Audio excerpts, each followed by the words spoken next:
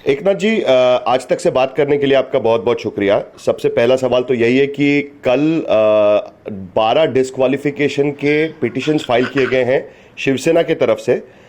इन petitions को देखते हुए आपका आगे का रवैया क्या रहेगा?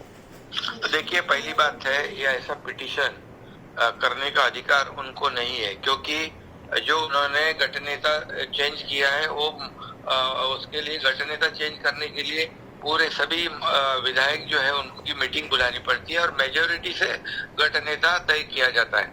वो एक तो इलीगल गठनेता बनाया है, इसका मतलब व्हिप भी इलीगल है और माइनॉरिटी में जो लोग हैं उसको कार्रवाई करने का, डिस्क्वालिफिकेशन करने का अधिकार ही नहीं है और मीटिंग अटेंड करने के लिए नहीं किया, इसके लिए डिस्क्वालिफिकेशन नोटिस देने का कोई अधिकार नहीं।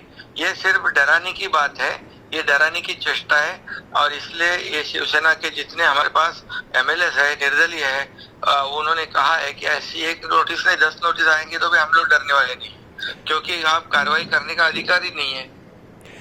दूसरा ये कल इन्होंने कहा कि जो डेप्यूटी स्पीकर है उन्होंने हमसे बात करते हुए कहा कि आपके जो हस्ताक्षर है उस पर उनको संदेह है और इसके वजह से आपका दावा वो सुनने को तैयार नहीं है। क्या आपको लगता है कि एनसीपी इसमें आपको अपना गुट बनाने से रोकने की कोशिश कर रही है और इसके वजह से आपका गुट ना बन पाए? ऐसा हमारा 37 का गुट और बाकी निर्दलीय मेजर गुट बनाने, ग्रुप बनाने से हमको कोई रोक नहीं सकता है। देश में डेमोक्रेसी है, कानून है, कॉन्स्टिट्यूशन है, रूल्स है, इसको तो कोई तोड़ नहीं सकता है और इसलिए ये सिर्फ प्रेशर टैक्टिस है। इसमें वो लोग कामयाब नहीं होंगे क्योंकि हमारे लोग पूरी तरह एकजुट है, हमारे लोगों ने पूरी तरह सोच समझ के ये स्टैंड लिया हुआ है। क्या अभी आप गवर्नर को कहेंगे कि वोट ऑफ कॉन्फिडेंस होना चाहिए महाराष्ट्र में, क्योंकि उद्धव ठाकरे की सरकार बहुमत खो चुकी है? इसके तहत गवर्नर से भी इसके बारे में बात की जाएगी, राज्यपाल से बात की जाएगी? अभी हमारी बैठक होने के बाद ही आगे की रणनीति तय हो जाएगी। आप कल हमने सुना कि शरद पवार की प्रेस कॉन्फ्रेंस आपने शायद सुनी होगी, उन्होंने कहा कि जो बगावत करने वाले हैं उनको भुगतना पड़ेगा उसका नतीजा।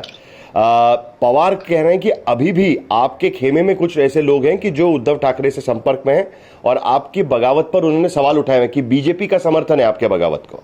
नहीं, बिल्कुल नहीं, हमारे से बीजेपी की कोई संपर्क नहीं है और पवार साहब हमारे लिए बड़े नेता है महाविकास आघाड़ी में, उनके मार्गदर्शन में महाविकास आघाड़ी काम कर रही है और मेरे लिए पवार साहब भी आदरणीय व्यक्तिमत्व है।